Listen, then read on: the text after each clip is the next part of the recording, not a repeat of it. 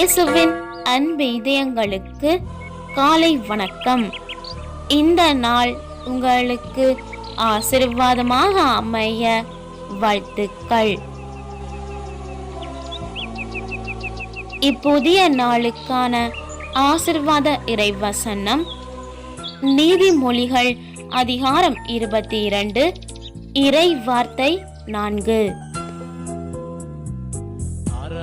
தாழ்மை உள்ளவர்களுக்கும் ஆண்டவரிடம் அச்சம் உடையவர்களுக்கும் கிடைக்கும் பயன் செல்வமும் மேன்மையும் நீடித்த ஆயுளுமாகும். அற்புதமே அதிசயமே